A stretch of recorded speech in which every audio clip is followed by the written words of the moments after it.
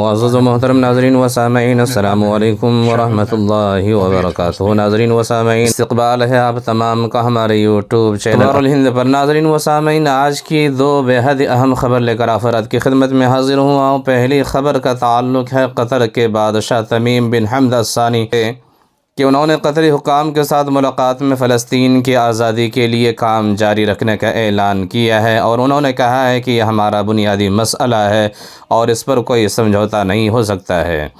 قطر کی جانب سے ہم غزہ اور فلسطین کی آزادی کی حمایت جاری رکھیں گے۔ جیسا کہ آپ ویڈیو میں دیکھ سکتے ہیں کہ قطر کے بادشاہ تمیم بن حمد الثانی قطری حکام کے ساتھ ملاقات کے درمیان یہ باتیں کہہ رہے ہیں۔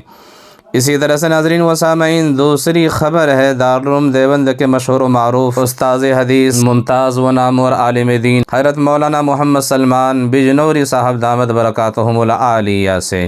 حضرت مولانا محمد سلمان بجنوری صاحب دامت برکاتہم العالیہ نے مدرسہ مظاہر العلوم سہارنپور کے شعبہ عربی کے طلباء کی انجمن النادی کے سالانہ جلسہ میں عربی زبان کی آفاقیت اور عالمی اہمیت پر عربی زبان میں طلباء کو خطاب کیا ہے، اور انہوں نے اپنے خطاب میں کہا کہ عربی زبان پورے عالم عرب اور عالم اسلام کے رابطہ کی زبان ہے، اور اسی زبان میں اسلام کا تمام لٹریچر ہے۔